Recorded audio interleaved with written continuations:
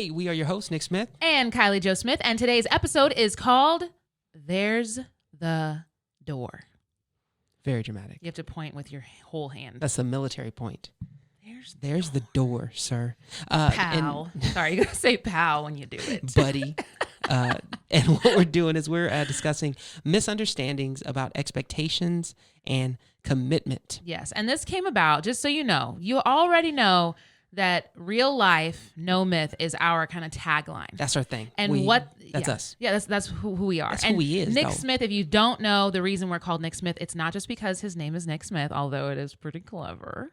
I bet somebody just got that right now. They're like, oh my God. Actually, someone is called Nick Smith, and his name is Nick Smith. Someone who knows us did ask that, like, how did you guys come up with that name? And well, really, my mom gave it to us. I was like, I laughed because I was like, oh, you're serious. You're being real. You're being real.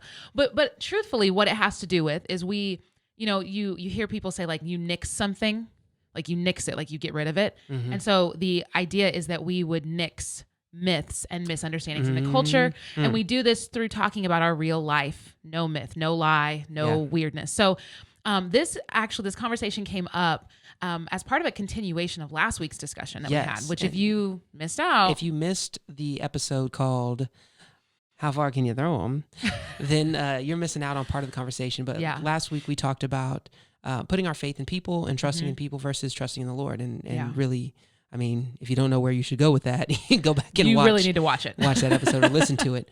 And so, we're kind of continuing that theme of like, relationship and commitment and trust, really. Yeah. And so we also, keeping in step with our real life, we have navigated some seasons of discouragement, just having experienced the disappointment of like holding people accountable or trying to hold people accountable and realizing like, this is not what I thought it was going to be. Or even just joining into relationship with people, like even if it's not an accountability situation, but just outside of ministry. Hey, even.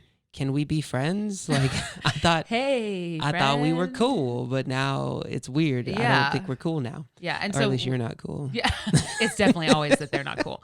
But no, we've realized, and we're still learning this because like we're all in a constant state of learning and growing and being taken from one stage to another. Yeah, that's right. It's really healthier for us. Like it's not just a better thing. It's truly a healthier mindset to show people the door. To let them do what they will and walk out rather than trying to keep them in the room, which is my tendency. It's like, I'm going to lock the door because it's safer in here for you. Like it's safer for you to remain in this environment or this relationship, not even realizing like they have no intention of even being in the room with you. They just happen to wander in. The room analogy, you'll understand it. But like truly, I'm that person that's like, no, stay. It's good for you. And when we say show them the door, we're not talking about the colloquial show them the door, like kick them out. But what we mean is like literally show them like, hey, there's an exit. If you're interested in participating in whatever we're doing here, then we'd love to have you. But if not, there's the door. Peace out. I mean, there's an opportunity for you to go. Yeah. And what you said about it being healthier, even I saw that in the notes. Healthier, even healthier. It helps get those expectations out of the way. Because when you're expecting someone to be at the same level of involvement, and we'll dive into it a little more, but when you're expecting people to be at the same level of involvement as you, without that being clearly stated, and then also that expectation to be continuous until the end of time. Yeah. Like you're my best friend forever and ever and ever and ever. I know. And ever. And it's like, so creepy. There's a lot. You're putting a lot on me right now, and I don't know if I can handle this. Yeah. And so before we dive into commitment, if this is something that someone that needs to hear and engage with, or if this is something they're like, oh, I was just talking to somebody about this, because I know somebody's going to say that. And they're already saying it right now. Then go ahead and share this. Share this to somebody, or share it to your page, share it to your social media, and let people know kind of what we're about to get into. Yeah. So commitment. It's like the worst word right now in our culture in this age. Like commitment is, and we used to think of commitment as like, you would hear women who are dating, or even sometimes men who are dating, talk about commitment in a negative light, or talk about people's unwillingness to commit. And it's like, oh, they're just weird about commitment. And it all only had this connotation of I'm not on my phone. I'm just turning. I forgot. It's totally fine. I'll just talk to you guys. You know what I mean? Like it had this connotation of like romantic engagement, as opposed to like someone wouldn't commit to a monogamous relationship or a long-term or a long-distance relationship. But now commitment, it's like we can't even commit to like, and I don't understand this, we can't even commit to using the same kind of toothpaste for longer than, a year. Well, the idea of commitment is really changed in our culture. I was reading a book. I read, just so you know. Yes, I can attest to this. Books even, with paper. Multiple. I was reading a book. Without pictures in Without them. Well, let's not push it here. Do maps count as pictures? I don't know. But in this book, it was talking about the workforce, the modern workforce, and how the idea of commitment, say my father's generation, my dad's in his 60s, their idea of commitment was you find a company, a good company, and then you commit to that company. And so through thick and thin, you stick it out and you have loyalty to that company. There's a commitment made because there was almost this mutual understanding of like, well, if I'm good to them, they're going to be good to me. Okay. And they're going to look out for me. They're going to protect my interests, right? With a pension and all that stuff. Yeah. But then you had like the 90s and the early 2000s when you had all these mega corporations going under and really messing their employees up. Yeah, laying people off. Yeah, and blowing through people's retirements and ruining their futures. And so there was a shift in commitment even in the workforce where it's like, I'm no longer committed to a company, I'm committed to me. Like I'm going to be fully committed to my future, which is like, hey, you could be a part of that company, but you might not be. I may have to take my 401k to another company. And you can totally transfer you can roll your stuff wherever you want to take it. But this kind of shift in commitment is reflected culturally. Yeah. Where it's not just relationally. It's not just the employment relationship where it's like, okay, just do what's right for you in your job. But no, it's like, now don't worry about being committed to other people. Don't worry about being committed to clubs, to activities, to organizations. You need to make sure that you're good. Commit to you. And we see this, like, we were talking about relationally, like how this manifests, like in marriages. Like, if I'm not going to get what I need from this, I'm not going to, and I'm not talking about abusive situations, of course, obviously, but like, or dating, the no fault divorce was one of those things that kind of helped pioneer this in marriages of like, well, I don't have to actually commit to you. Irreconcilable differences. If we just don't get along, or if like I don't know, you chew too loud or you smell funny. Lord Jesus. hey, easy. That was I hit a little home right there. But if there's an issue like that, then I can, let's go sign the papers. Right. Or like as Christians, we see this happen with churches. It's like, I didn't like that the pastor did that. I didn't like the way that the worship team did that. I didn't like the way that this happened. So I'm going to take my pension or my money, my children, my relationships, everything, my investment here, which is really minimal, and I'm going to transfer it to the church down the street. Like because it's about me. It's about me getting what I want. Yeah. Right. And so there's two sides to this. We can look at that and say, that's terrible and the world is horrible and people shouldn't be that way, right? Depravity. It's like it's a supervillain and they just did something wrong. But we could look at it that way and we could be, woe is me, the world is a terrible place. Or we can understand it and operate in the grace that God's given us to move through this situation, right? Yeah. And so looking at it, you can look at it like all these people are terrible and this generation is the worst. Those millennials. That's what it always boils down to. Zoomers, because that's what they call Generation Z. Oh, that's right. The Zoomers. That's right. Yeah. But one thing that we should recognize is that shift in priorities, that shift in commitment has actually opened a lot of people up to be more honest with themselves as far as like mental health conditions, protecting themselves from abuse of power, standing up against injustices. Like there's been some good that's come from that as well. Yeah. That we don't just blindly trust organizations. We don't just blindly trust people with our futures. We're like, wait a second, you're not looking out for me. Yeah. So I should probably do something. Yeah. And so there's two sides to it. And so we want to look at naturally there are these shifts that happen in people's priorities. There are these seasons, right? And actually one of my ministry classes way early on was talking to us about planning programming for churches. Okay. And they said you want to look for those natural on-ramps and off-ramps in people's lives. Oh, okay. And so that's good. Things like seasonal changes, right? Summer, spring, fall, winter, those things. So like actual according to the seasons that are outlined. climate seasons. But then also like church calendar stuff. So like Christmas, Easter. Yeah. Like you have an increase in people showing up to church. We call them the CEOs. If you're a CEO, that's Christmas, Easter only. If you are, some people call them the creasters. But if you're one of those, this is no shade. Just know we have a name for you. Yeah. And so. And we recognize it. We're very aware of it. We're very aware when the numbers spike around those times. But you want to program your year to be like, okay, we'll take advantage of this opportunity. Yeah. To give Summertime people, is VBS. That's right. Or summertime, like people are leaving, let's give people an off ramp. Hey, we're gonna close down small groups for the summer. And that's good. Yeah. That way there's no pressure. If you guys want to go, do your thing. No big deal. And it's like, and those things, we often think of like seasonal shifts as only like, oh, when you have a baby or when you get married or when your job changes. Those can be seasonal shifts, and those happen just according to life.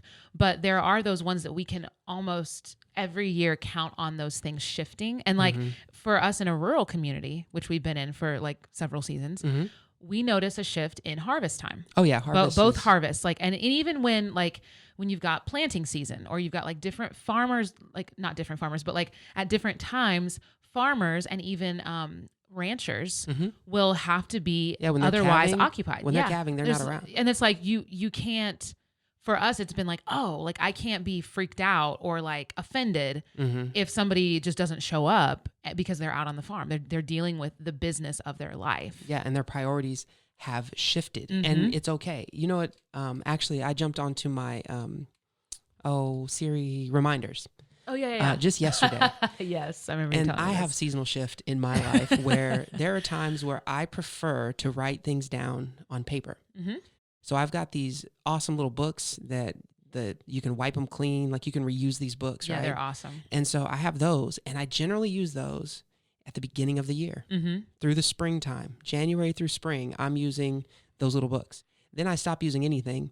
And then come fall, I normally jump to my digital media and I jump on my phone and start using that for planning and notes and reminders. And I was reminded of that because we're having an event this week at the church. And it's an annual event, and I opened up my phone, and it was a reminder from last year at this time. Of the same things you needed to do. Of the same thing. And I looked and I was like, oh, that's my to-do list for this week. But you actually had already started on one of them. On two Remember? of them. Yeah, you were like, oh, I already did that. And I was like, that's crazy. Like you kept it there from last year, and you've surpassed your expectations of yourself. I've done great, really. I think I should take a break. We really don't need to go that far. But looking at that, the seasonal transitions, and applying that to our life, when we live in community with other people. So unless you're a hermit and you live by yourself and we're the only people you see on Facebook or Instagram or YouTube or whatever, you're in relationship with other people. Yeah. There's this unspoken expectation of the longevity of that relationship. Yeah. And the commitment level of that relationship. And when we enter into these, whether it's a business relationship, church membership, friendship, whatever, we normally enter that with almost a permanence, right? A semi-permanence. Yeah. Unless for some reason, like you're in a military town or something, like, okay, we got a couple years.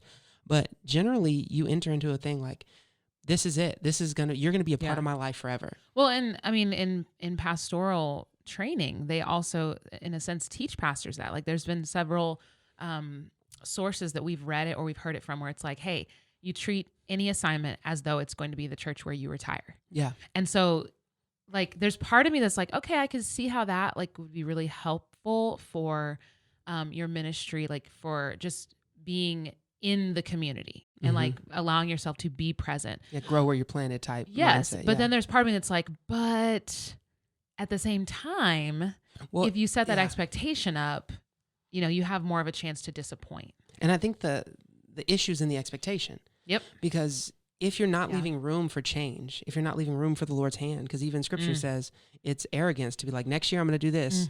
Instead, we should have the mindset of like, okay, if the Lord wills it, then next year we'll be doing this. Like, if you're not leaving that room, that air for God to bring change, then you're going to set yourself up for disappointment, or you're going to set other people up for disappointment. Yeah, because you'll enter into it like not even considering this possibility that the other person in the relationship does not have the same desires as you. Yeah. And does not have the same like expectation or even want to engage with you on the same level or at the same standard that you have. Yeah. And so you're not only going to set them up for failure, you're setting yourself up for extreme disappointment and striving. Like those are those times in the relationships where we will strive and strive and strive. And it's like, why isn't this working, Lord? I don't understand. Yeah. When we sense, or speaking of the royal we, I've been in experiences where, situations where I've experienced the other person withdrawing, right?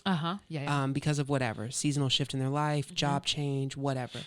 And then I feel that impetus in me to be like, okay, how can I be more accommodating so that they'll want to be with me more? What did I do wrong? Or like, how can I make it easier for them to be my friend or be in this partnership, whatever we're doing? How can I accommodate? And so then I put myself in that position of chasing the relationship. And then if the person sets their, not accountability, their interest level way back, right? So I'm pursuing. They may do so in a sense of like, I really don't want this relationship, but I'll give you this much. Yeah. And so they're discontent and I'm over giving of myself. So I'm discontent. And so really the relationship is gone anyway. Yeah. And the whole time. It was never there. It was never, or it stopped at a season. It's like, hey, that was great for a while. It's not there now. Yeah. But without allowing those off ramps, without opening the door or showing the door, like, hey, there it is, homie. Hey, just want you to know. And like, I think it's so easy because I say we, again, the royal we. We talked last week about like the loyalty piece and like being like, I'm brand loyal, or I'm like I really feel that when I'm all in, I want to give of myself. And I'm like, that's just how I am. But it's easy to have that mirror reflex. Yes, that's good. And like, and we've talked about that as well. Like, why don't you just do it like me? I'm a great friend. Why aren't you being a great friend to me? And, there's a couple of things like you may be a really great friend. Like you may be an incredible, amazing companion and just you are there for people. Business partner, whatever. You may be amazing at that. Or you may have a heightened view of yourself. And I'm speaking for myself. Like okay, but I mean, like I'm a good friend, but I'm not like the best friend that I could be. And so then we tend to measure, like we have this value of what we have. Like this has such extreme value.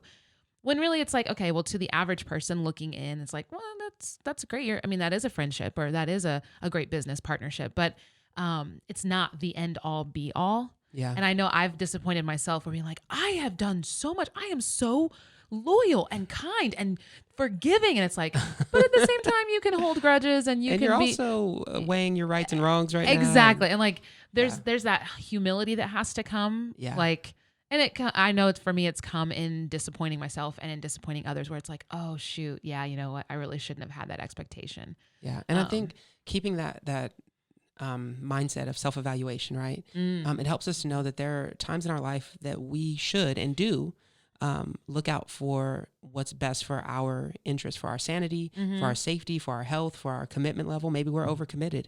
And so we've got to step back from certain things. Yeah. And so we have to keep that in mind when other people have to do that. Yeah. Because like our tendency or my tendency is to assume that everyone else is as open and willing and interested in whatever the thing is as I am. Right. And so like, if I'm starting with that assumption, like, hey guys, we're all on board, right? And everyone else is like, yeah, this is kind of just a thing I'm doing on the side. Yeah. It's like when you get a group project in class. Yes. Like, okay, everybody choose your groups. Okay. Or I'm going to assign you groups. And then you're like, yes, we're all going to get an A. We're all going to put in equal amounts of work. And everyone else is like, that was not me. I was kind of hoping you would do most of the legwork and I'll just like bring my source list. Who were you in the class? Who were you in the group project? Of course, I was always one that was like, yes, guys, here we go. Here's what we're going to do. I would execute. I'd be like, this is the plan. This is how we're going to beat all the other groups. We are going to shine like stars in a warped and crooked generation. And all of my group partners would be like, science project. Would be like, this is literally a planet mobile, Kylie. Like we actually just have to come up with a Spanish dialogue. That's it. 4 sentences. About vacation. It's vacaciones, Kylie. It's not, we don't have to write a paper. No, you guys. Listen, but wouldn't it be here's so the cool? skit. But think about how much greater we will be among like that. No. That was me as a kid, as a student. No, this was me. I was like, all right, y'all, what are we doing? And I'd sit back and when people decide, cool, what part of this do you want me to play? And then I would do my part to the best of my ability, but I'd be like, I'm not finna jump out here. And because I remember like in middle school, I was that kid like, oh, we've got this awesome idea. And everyone's like, sweet, do that. And then I'd show up with my part of the group project and everybody else wouldn't. So by the time I got to high school and college, I was like, yeah, I know how this game's played. See, we did group projects in like 4th and 5th grade because of the way that our scheduling was. I don't and remember back then. Yeah. So like, I remember there was one in particular. I don't know if this just stuck in my mind for some reason all these years. But I loved Disney movies, right? Like I was huge into, Come on, that's how we do and it. Hunchback of Notre Dame was my absolute favorite as a kid because it was one of, besides Pocahontas, of course, it was like, and Jasmine, the only girls that looked like me. So I was like, Esmeralda. So anyway, we were doing a project. It was like a persuasive argument. It was just a class speech. One of those things, like it's just a conversation. Yeah. We had to use these different points of like, okay, prove this argument with this. And I remember the kids in my group, I was so like, okay, guys, this is what we're going to do. This is the argument and this, and I was so excited. Yeah. And there was this one kid and I was like, oh, the argument was that like Notre Dame's football team was better than everybody else's. Okay. That was the argument. For some reason we picked it. But I was insisting on calling it Notre Dame because I loved the Disney movie. You're French, Randy. And I was like, oh, okay, Notre Dame. And this one kid in the class, I'll never forget. You're still scarred by this? I wasn't scarred by it. It was funny to me. I don't know, y'all. I'm not scarred. It was just funny to me. I was like, Notre Dame. And he was like, you can't call it Notre Dame. Like he was so angry. And I didn't know this at the time, but his brother actually went to school at Notre Dame. That's pretty funny. And so he was like super adamant. Well, I get up. I was the one, they chose me to be the one to give the argument. Uh-huh.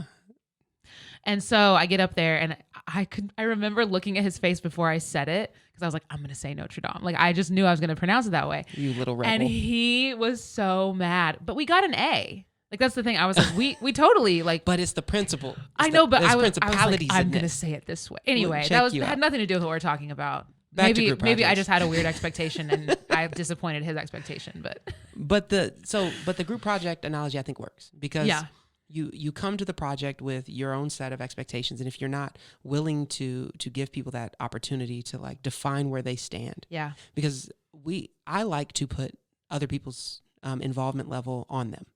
Like, oh, boom, you're going to be in charge of this. Yep. If you could just handle this, if you, you know what, and it'd be great if you could take care of all these things. And when I assign something or when I delegate, I'm delegating with the mindset of you're going to handle this and all of its implications. Yeah. Well, because you see, like, as a shepherd, as like that's your calling and your gifting, you see people's potential and their giftings, and you're like, oh, you can. All right, so you're an administrator. You will administrate the mess out of this situation. And then when they don't, it's like, okay. And then set myself up for disappointment, or when they're not interested. When people are like, I don't want to administrate. Yeah, no, I'm like, you have every gift and calling, and this is awesome. It's right here in front of you. Been there. And they're like, yeah, but I don't want to. I don't want to do that. And so then I take that personally of like, well, what can I do better to make you want it? How do can I put cherry on top? How can I lower the expectation? Exactly. Yeah. And that's not what it's about. Like, no, that's not what relationships are about. But unfortunately, because of the way we often interpret Jesus's ministry, we think that's what it is. Like we take Jesus came to our level, right?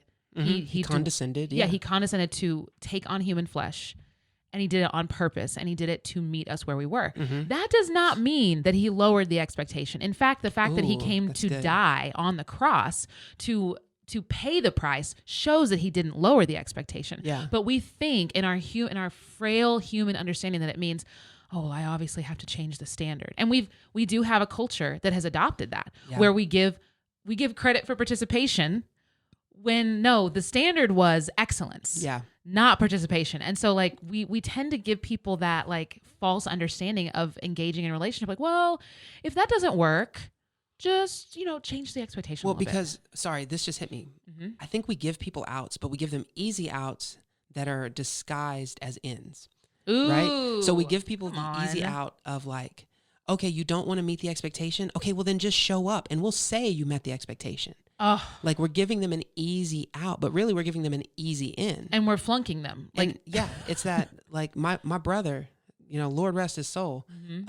He made it through several years of school without learning to read because he didn't want to. He had a reading disability. Yeah. And he didn't read the way they were teaching it. Yeah. And nobody wanted to step in and be like, hey, here's the thing. So they would fail him in the reading section, but then pass him on to the next level. Wow. And so he got through so many years of like, until he like got to a certain age and he learned how to read on his own. Yeah. But it's that idea of like, hey, you don't have to do anything. We'll just give you the A. Instead of saying, hey, this is the standard. If you can't meet it, then we need to figure something out to get you to where this is. Or taking it outside of the school analogy, this is the requirements. If you don't want to do this, then do something else. Yeah. But don't say you're doing this if you're not meeting the requirements. Come on. And like, that's exactly like, that's what Jesus did. Like with the rich young ruler. That's good. The dude came to him and was like, hey, I've got this money. I want to be a part of, got this money, your church. Jesus. I'm balling out of control, Jesus. And I want to join your church. How can I get on the fast track to being an elder? Right. Oh my God. And Jesus was like, okay, look, you got a lot of stuff going on. You know your word. You're wealthy, but I see that. The law. I see that's where your love is. So you're gonna have to sacrifice that. You're gonna have to give up this thing that you're putting your identity in, and then follow me. And then boom, that's how you get on board. And he was like, nah. Well, he says he went away sad. He went away grieving. Yeah. Because he had many possessions. And Jesus could have, if he were operating in a purely flesh, if he was just man, right, and not fully God, fully man. Yeah. If he was just a dude who saw a rich person wanting to join their church, he could have been like, actually, you know what? Now that I think about it, now that you're walking away and you're not actually willing to meet that standard, what if we change the standard? Yeah. What if instead of selling everything and serving the poor, what if you just tithe? What if you just show up? Hey. Oh, you can't show up every week? What if you show up once a month? What are you good at? Would you mind using your gifts for the ministry? That's what we call it. Would you mind being willing to serve? Would you be a greeter? No, but it even goes beyond that, because that even brings you to this place of humility, right? True. Would you be a greeter? But no, it's like, okay, well, what level do you want to participate in? Okay, cool. We'll make that the level for entry. Instead of being like, I've already established this is what we're doing, right? Yeah. Like if we're going rafting and somebody was like, but I wanted to go hiking. Okay, then you can't go rafting with us. Then you you can wear your hiking boots. Yeah, it's like, well, I don't really like wearing a life vest. And I can't swim.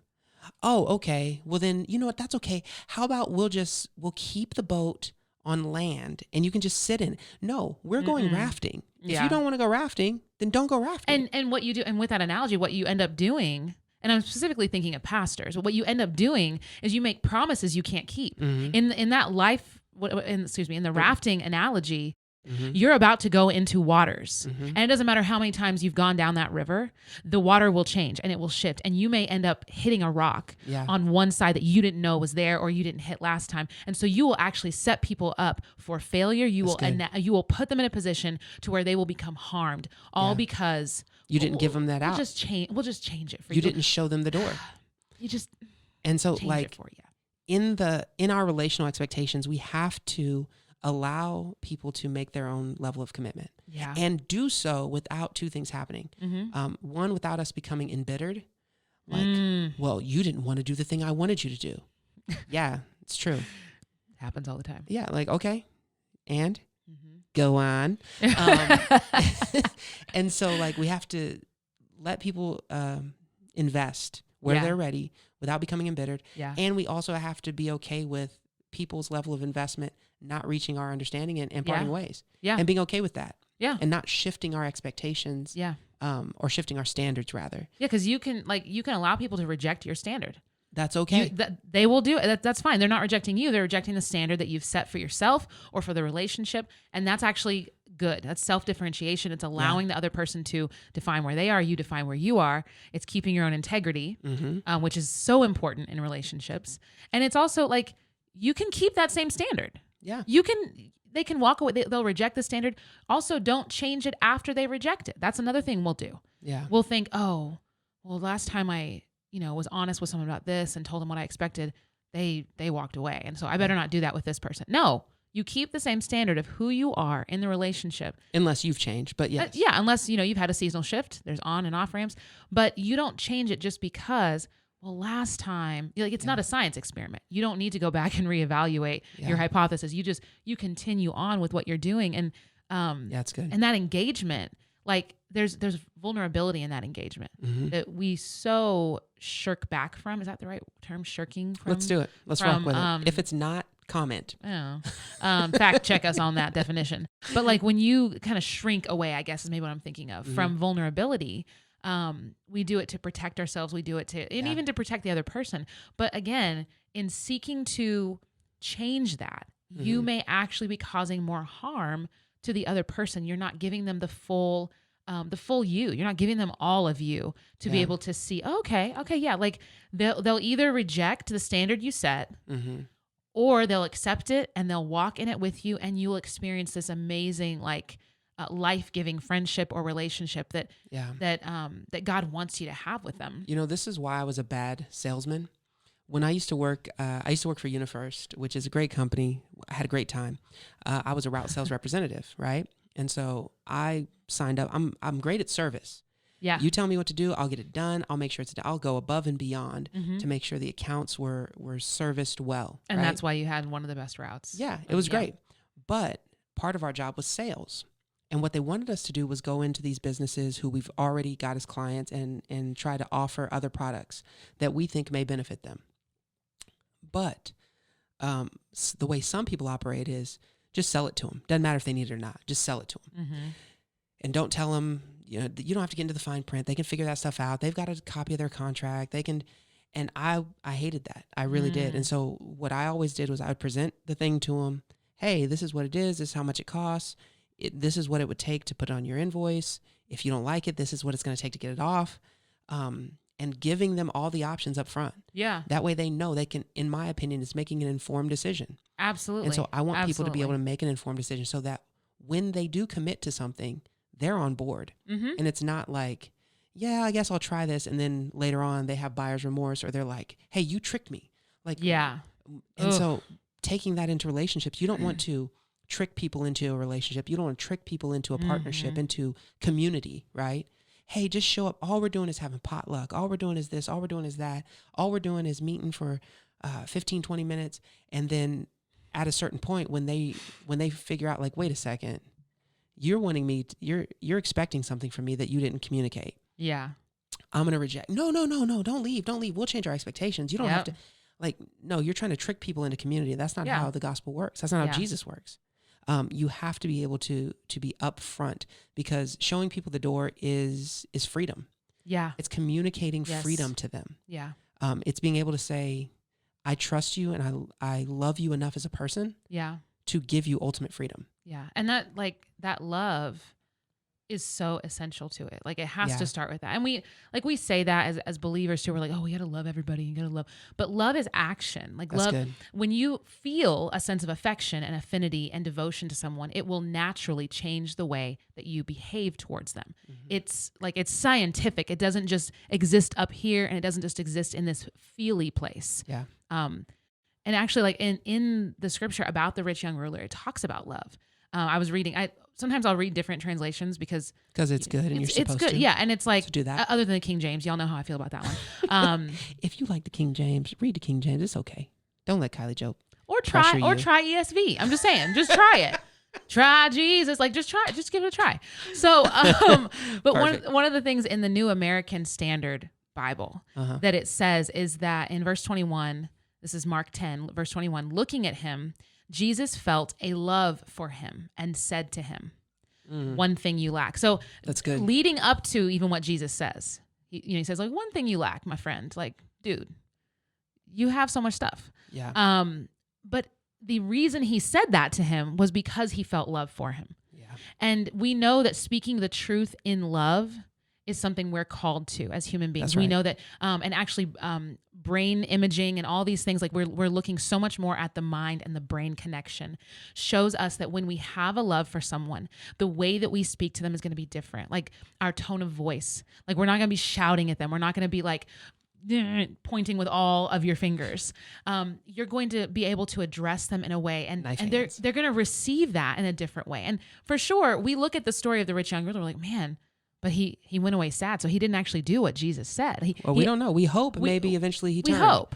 But at the ending that we get is that he went away grieving is what this translation says. He went away grieving because he owned much property. He had many possessions. But going back to it, like, Jesus said all of that out of love for him. That's right. He loved this man. And so when we're engaging with people, like, it has to start there. We have to be willing to say, okay, I love you enough to be honest with you about where I am in this relationship. I love you enough to show you the door and let you make the choice on your own. I mean, that's what that's what God did in Genesis, right? Oof, like Adam and Eve. Yeah. It's the very beginning. He says, hey, there's a door.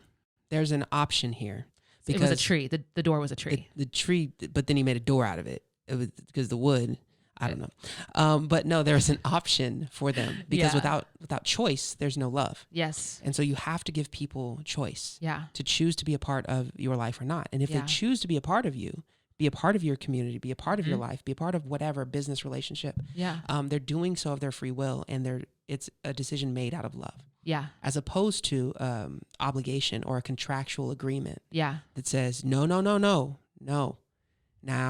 Now with some businesses you have to do that, right? Because it's a good practice. you should have contracts. I'm not saying don't go around just operating out of love.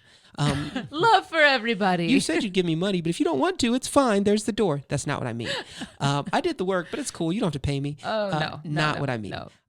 But when you're entering into relationship with people, before you get to that point of having to hold people accountable, give them the option of like, hey, there's grace in this situation. Yeah. If this doesn't seem like something you want to be a part of. Mm-hmm.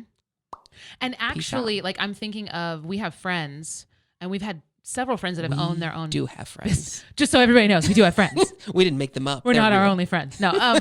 But seriously, we've had friends that have owned businesses, and I'm thinking of like the understanding, even in a contract, you can still give that grace. Like there's always a clause in contracts. Like even jobs have probationary periods. Yeah, where it's like, hey, 90 days into this, we're gonna see. We're just gonna feel it out. Yeah. And if either of us in that time realizes like this isn't what I thought, I'm not really into you, it's cool. Like you can walk away. I've never said that to a job. Listen, not really into you. Listen, fast food restaurant. You're not my type. You know, it's not you. It's me. Actually, no, it is you. It's you, and I don't like it. But like you have that grace that's even there in a contractual agreement. Yeah. So we've been kind of bouncing around between practical application and all the rest. So let's just kind of finish up with some more practical application stuff. Okay, good. We've actually hit a lot of these already. Yeah. Well, let's just recap then. So it's important for you to understand that when people's focus shifts, like when they have those not seasonal ramps, when those changes happen, there is no need to hold a grudge. There is absolutely no need to take it personally. There is no need to allow that to affect you in your spirit. There's just no need. Because remember, their commitment level is not them committing to you as a person. They're committing to their health, their spiritual growth, their whatever they're dealing with. Yeah, they're trying to commit to them. Right. And even if that commitment is them choosing things that are harmful, and that is the hardest thing for me, is like, we're all worshipers, right? Okay, even if you're worshiping money, you're still a worshiper. Or control. Like we're allowing them to invest in their own growth, even if that growth is actually decay. Yeah, that's and good. We have to be able to be like, all right, that's what you want. I'm not going to not hold the grudge. You don't need to. That's the thing is like, I feel like we think we need to do this. Be free from that, y'all. Yeah. Be free. You don't need to hold a grudge. It's total. You're free. You're free. And so in the vein of freedom, also showing someone the door is communicating the freedom for them to not be committed if season has changed, if accountability has changed, if their situation has changed. Yeah. Show someone the door. Give them the option. Give them that lead with the out sometimes. Yes. Sometimes you have to lead people with the, hey, just so you know, if this is too much, let me know. It's fine. We can. I understand. Here you go. Here, lead with the out and do so without judgment or resentment, right? Mm-hmm. Don't let it be well, I thought you could handle this. I thought you were, okay, listen, hold on, homie. You don't know what I'm going through.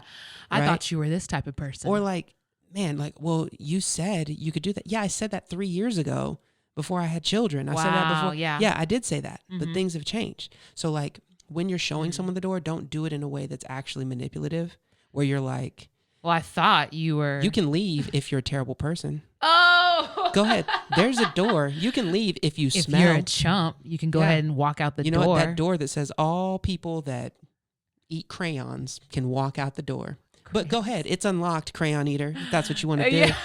No, that's condescending and rude. Yeah, we don't do that. But in grace, in love, communicate to people like, hey, you can choose your level of involvement. Yes. Also, rock with those who rock with you. I wanna rock with you. Good one. All night. Come on. You take it. No, I don't. It's your turn. They weren't taking it. Okay, you didn't take it. It's That's all right. okay. We'll take We'll it back. keep it. Taking it back. But no, truly, those relationships that where you know the other person's committed and you're both on the same track and you're both growing, those are so much sweeter. Yeah. Like you should treasure those and hold those people dear, truly hold those relationships dear while you can. Yes. Because as we know with seasonal shifts and just with the nature and the fragility of life, nothing is promised to us tomorrow. That's right. So even if you think like, oh man, maybe next year, what happens next year if this changes and this person, we're not friends anymore. You know what? Right now, treasure the mess out of that person. That's right. Like pour your heart and soul and then like let God do his work in you through that. Because if you hold back, which I know is my tendency sometimes, like I'm going to hold back. I don't want to give all of it because I know at some point, God, this is going to be gone, or this isn't going to be enough. When you hold back, you're preventing yourself from growing. You're depriving the other person of all of you. And so treasure that. Have an open hand policy with the Lord of like, not only inviting whatever he wants to give you, but also being willing to give up anything that he has placed in your care. Yeah, that's good. And then we've said it already, but like giving someone the out is actually grace and love. Like that is kindness to them. Yeah. And truthfully. And kindness to you. Yes. Oh goodness. It's so much healthier for your mental state, for your spiritual growth. It's grace. And we want to be agents of grace. That's right. Part of what the church is. It's, as believers, we want to always be looking for the grace in the situation, not just figuratively, but we want to literally be in the situation. It's like, you know what? Me not controlling and trying to manipulate this is grace-filled. Because God doesn't do that with he's a gentleman. He's gracious, he's compassionate, he's slow to anger, abounding in steadfast love. Like he pursues us in love. Yes. He woos us. He's not he's not chasing like please, he's not desperate. Yeah. He's God. He's not desperate. We don't have to be either. And so give that grace. And it's not putting any kind of obligation on people. That's right. Like we don't need to do that. We don't need to incur debts for other people. Yeah. We all have already had a debt that was paid. And so we don't have to incur that for other people. And like when we give that grace, it comes back to us in ways that we can't even measure. Yeah. And oftentimes that we won't even be able to see. We'll just receive that grace over and over again in relationship. And so give people that freedom. Give them that grace. That's good. Yeah. That's it. Well, this has been the Nick Smith Podcast. We hope you've gotten a dose of real life. No myth. Be blessed.